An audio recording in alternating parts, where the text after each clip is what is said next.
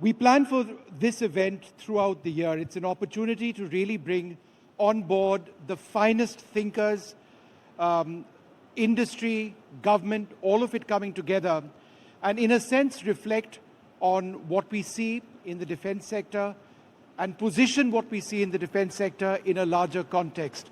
The Defence Secretary holds an incredibly important office. He needs to bring it all together. Policy, research and development, looking after the armed forces, and in a sense being aware of every aspect of our military capability and capacity in fighting when we need to. So it's wonderful to speak to you, sir. The Defence Minister just a few minutes back made an important point that there are no permanent friends or enemies in the world around us. This being the case, and given the churn that we see in international affairs right now, and without naming anyone in specific, how is Atmanirbhar not just a policy initiative, but a need? It just has to be done because at the end of the day, we can only trust ourselves. Exactly. I mean, first of all, good to be here with you, Vishnu.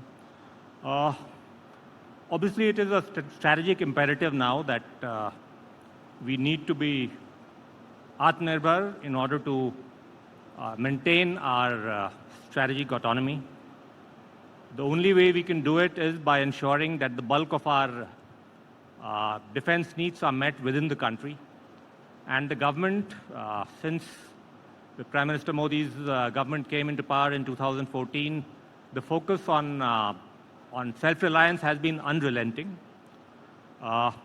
During the last year, we spent about 1,60,000 odd crores of rupees in capex. 81% of that was spent within the country. And that trend will continue. Our benchmark is that 75% of our capex every year will be spent within the country. And even if we need to tie up technologies from abroad or bring in manufacturers or expertise or companies from abroad, it is very clear that they will have to invest and make in India in order to qualify for most of those orders. So that's it's not only important from the point of view of strategic autonomy, but also because there is the kind of demand that India has, the kind of requirements that we have. And the other element which Mr. Rajnath Singh also mentioned earlier was that your defense capex actually contributes to the economy as well. I mean, we've done a recent study some time back about its contribution to the growth of our GDP, and the studies that I've seen indicate that there is a multiplier of 2.4 in terms of what we spend within the country, in terms of the downstream jobs and employment and impact on GDP that it creates by spending within the country. So we are going to double down on these indigenization efforts, and you'll see that in the future as well. So I've been covering the defense sector for 30 years. And in the past, 3 decades back, 25 years back, there was hardly a private player in the Indian defense space. It was all the government machinery at various sectors, whether it's the DRDO, HAL, the Ordnance Factory Board, etc., etc. But now we have increasingly a thriving private defense sector. How is it a national priority to work with our private players, given the fact that in many areas they are approaching, or in some cases have exceeded, the state of the art? Yeah, so at least in my view, I don't make a distinction between public and private Indian companies. For me, all of them are Indian companies, and they are welcome to take part in our defense procurements. And whatever entry barriers that are there, I look at it from two sides. One is the supply side, where the part of the general ease of doing business initiatives, ensuring setting up defense industrial corridors, providing them with better facilities, all that is the supply side. But the main thing about defense is, of course, that you have a single buyer, and that buyer can actually influence the pace and mode of industrialization itself, which is how it is different from my previous stint, which was in DPIIT. Here, if you provide visibility to your domestic industry actually will grow. I mean, it's a very proximate and immediate policy instrument that you have. And what I can do to make that happen is to ensure that the private sector gets a level playing field, and we provide the contract visibility that they need. Now, to give you an example, last year we've done about 2 lakh crores in contract signings in the last financial year, which was double the top figure that we've ever had in our history. And in the current year, we've already done 1.5 lakh crores of contract signings, approvals in the first 6 months of the year. So we'll keep up the pace with orders, most of it domestic orders, and hopefully that will provide both our private and our public sector industries, the major contractors and their downstream vendors to get enough orders to sustain themselves, grow, diversify our industrial base, and hopefully also expand into exports as well.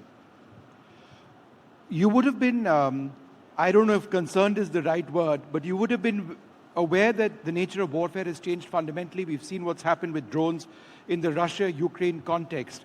We faced Op Sindoor, where drones became a reality for the first time in warfare in the subcontinent. How satisfied were you, relieved in a sense, by the fact that Indian defense manufacturers in the drone space, and I'm talking specifically about the drone space, came on board to deliver results which were fairly incredible? So I'm going to qualify that. I wouldn't say that it was, let's say that it was a reality check in many ways.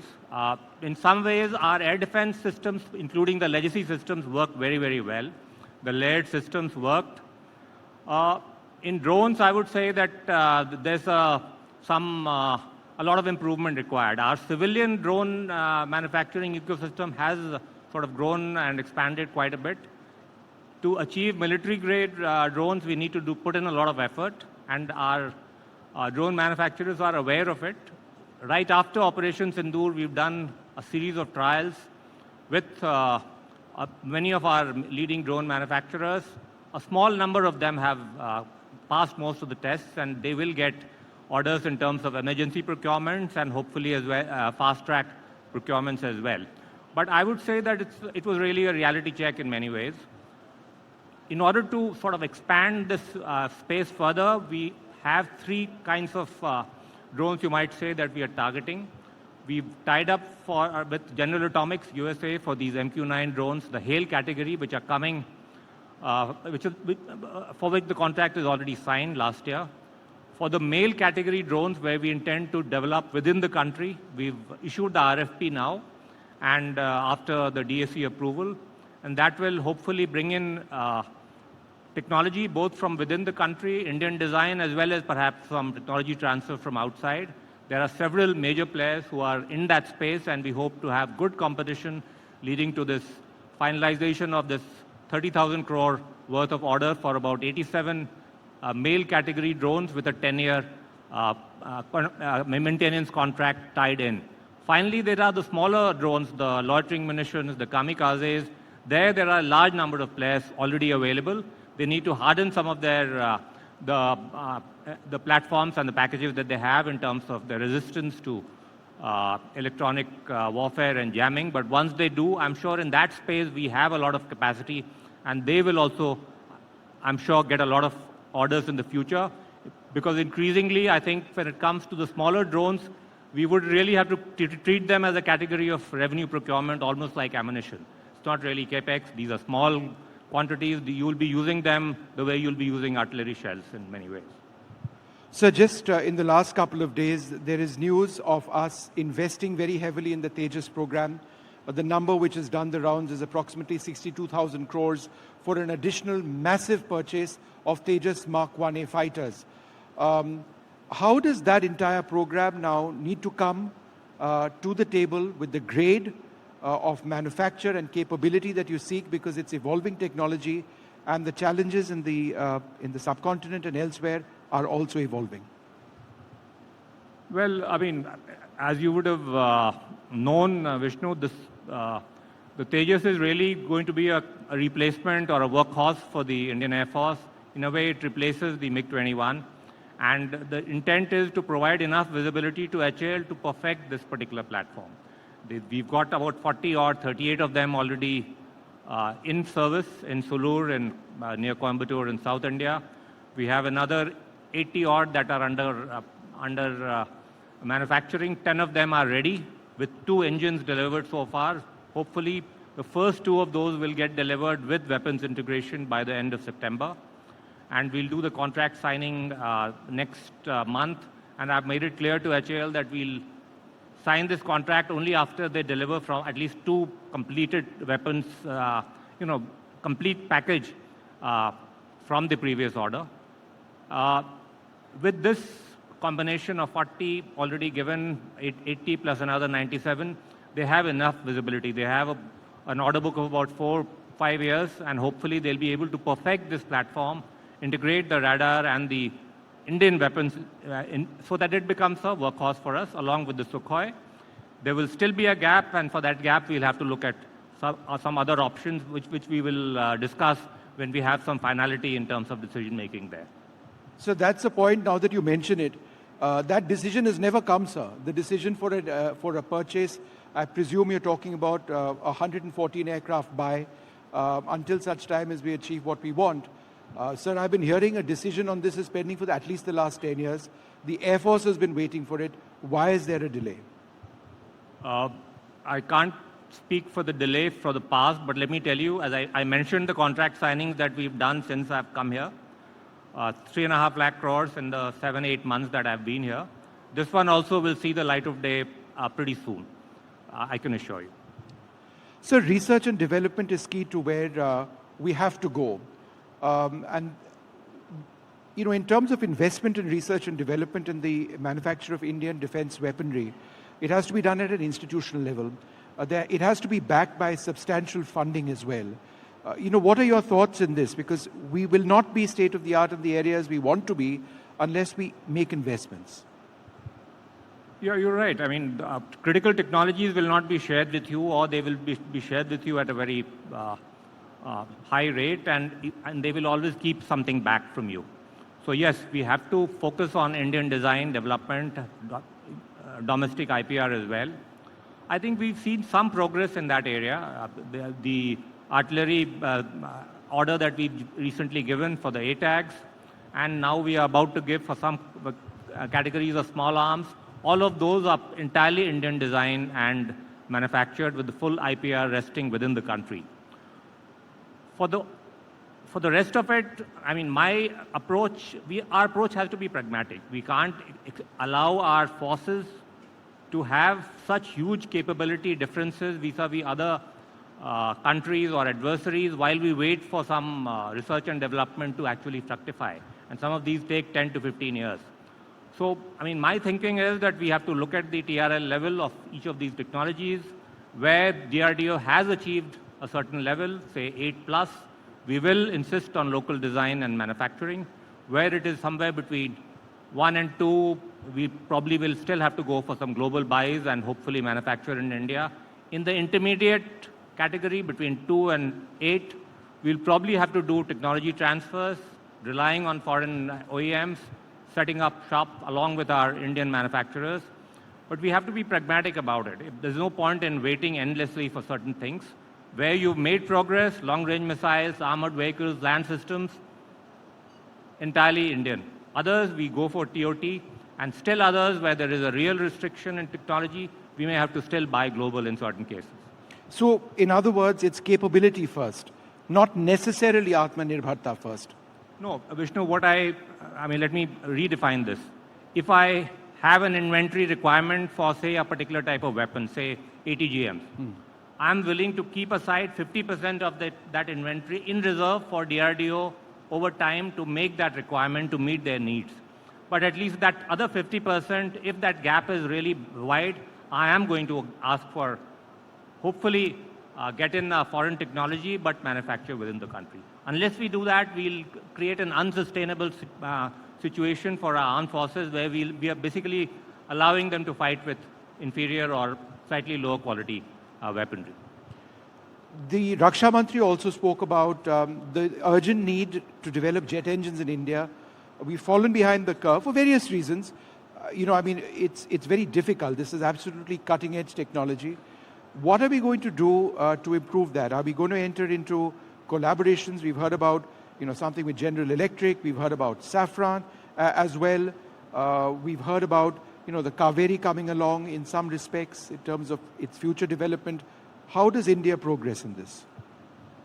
So the Kaveri has not quite achieved the parameters that it was set out for, but it has reached a certain level, and therefore the intent is to use that for our UCAV program, for our unmanned combat aerial vehicle program. For the jet engine itself, the intent is now to go for an international engine house to tie up with GTRE to develop that in India. I think the Raksha Mantri has already let the cat out of the bag by saying that it will be with the French. We are at a stage where we are going to move to the highest authorities in the government for taking approval. It's a long process. It involves significant amounts of money and a 10 to 12-year period, but we have to sort of go for it now, because the more we delay it, the worse it will become. Ultimately, there are only 3 or 4 countries in the world which have their indigenous jet engine. Even China, frankly, has been struggling with the jet engines. So our intent is to master this technology in collaboration with a strategic partner. We've made up our mind within the Defense Ministry. We'll take it to the highest level and get it approved fairly soon. This, of course, fits in with AMCA, the Indian stealth platform. Again, given the nature of the threats outside, the evolving technologies, there is a blurring of the lines between 5th and 6th generation technologies as far as stealth platforms are concerned. Let's just call them new generation platforms. How critical is it for us to come of age in jet engine technology towards achieving a successful AMCA? Well, it's critical for the simple reason that import dependence leaves you vulnerable, and we've seen that with the GE engines. It's not necessarily vulnerability to geopolitics. Sometimes it is vulnerability to the supply chain issues that came up. I mean, at least that is the feedback or the updates that we get from GE, that they have had issues with their supply chain partners in meeting some of our requirements. So yes, for whatever reason, the import dependence will make you vulnerable for such a critical part that if you don't have it at the right time, you actually have right now with HAL 10 aircraft ready, but only 2 of them have engines. The others are Cat B engines, which we are just trying them out. Short point is that yes, it's a critical technology. We have to master it if we want to be a big power. And as I said, the government, at least the MOD, has made up its mind that we are going to take the plunge on this, whatever the requirement of funds may be. So would you say that it's one of our biggest national challenges to plan for wars or conflicts which may not be 14 days or 20 days? In other words, our war wastage reserves, which have been very restricted in the past, have to increase substantially. Therefore, that calls for indigenous manufacture of weaponry, a steady supply chain, and a larger commitment, I dare say, of our GDP as a percentage to defense, actual war-fighting capabilities. As a nation, is that a big priority for us? Yeah, I agree with all that you said. That is why we need to expand our manufacturing capacity and build in surge capacity, particularly for things like munitions, where we are too reliant on one public sector manufacturer. Private sector, the civil explosives area is dominated by the private sector. Somehow military grade explosives, we put all our eggs in one basket. For valid reasons, at one time, nobody wanted to invest in this area. Now they do. And in fact, one of the things that we've done recently as part of our year of reforms is that we've updated the revenue procurement manual for MOD, which deals with explosives and munitions in particular, where we've deleted any suggestion where any commodity is reserved for a particular public sector undertaking. The intent is to make it open for competitive bidding, and hopefully that signal enables some of our prime defense industrial conglomerates to get into this space. I am aware some of them already are. But as I said earlier, my intent is to remove all these entry barriers, bring in competition, and if you have the willingness to invest and including in R&D, the shortage of orders will not be there. We will ensure that you get enough orders. 10I, which is our present capacity in terms of warfare, is probably not going to be enough. In any case, as a precaution, we should go for at least a doubling of that figure. That's a very important statement, a doubling of war wastage reserves in a sense. Sir, over the last few days, I was on INS Himgiri with Shiv, and INS Udaygiri. The fact that these were modular construction, constructed in two parts of our peninsula, different shipyards, and it struck me in speaking to the commanding officers of the ships that other than small aesthetic differences, the ships are identical, which reflects a quality of manufacture which perhaps was missing in the past. But in order to keep that up, we need to replicate, we need to place more orders, perhaps not of the same class, but we need to give our shipyards business, given the growing threats. So A, your thoughts on technology development in construction of warships, and B, the importance of sustaining work chains. Yeah, so Vishnu, right now there are 59 ships under construction in Indian shipyards. In fact, our entire pipeline is now in Indian shipyards, and in the future, whatever orders we are giving, the DSC has approved various new orders, including next generation corvettes, minesweeping vehicles, and next generation OPVs as well. All of them will be limited to domestic manufacturers. Thankfully, in this area, again, while it is dominated by public sector manufacturers, there are one or two private sector companies which are now coming in. And the intent, again, is to go away from the previous approach of cost-plus allotment of contracts to competitive bidding, hopefully genuine price discovery as well. And that will... The other thing we've done is we've tried to ensure in many cases that we give orders on an L1, L2 basis where we parcel out the order to two manufacturers as long as they meet the L1 price. Now, with those sort of innovations, we intend to ensure that parallel production happens. And I would say that the Navy in many ways has been at the forefront of Atmanirbharta in many ways in terms of its proactive approach to domestic shipbuilding. Sir, there is also job creation, which is immense. Medium and small scale manufacturers. Again, the role of quality assurance is so important because these are small manufacturers building small components which fit a huge role. So again, two parts of this question. Firstly, the importance of quality management. It's not just for us, we may be exporting things in the future. And secondly, job creation as part of a larger national goal. How is the defense sector perhaps key in achieving that? Yeah, so we have some 16,000 MSMEs working in this sector as per our last count, along with some 430 odd industrial licensees, which are companies, medium and small and large as well. And finally, we have these 16 PSUs. They are integrated in the supply chain in different ways. The Defense Ministry is not really a developmental ministry. What we can do is, except in some parts like IDEX and Aditi, where we try to encourage startups to get into this space, build prototypes, and give them some level of assured orders. In other areas, what we can do, as I said, is provide visibility in terms of orders, and that will hopefully create enough downstream orders for the MSMEs as well and generate enough employment. The actual numbers here, I mentioned that there is a study I've seen where the multiplier effect of the capex is about 2.4. The impact on employment, maybe we need to study a little more, but I'm sure it will be substantial given the increasing reliance that our prime contractors are placing on MSMEs. Even people like HAL are increasingly relying on private sector, small and large firms for a lot of their sub-assemblies.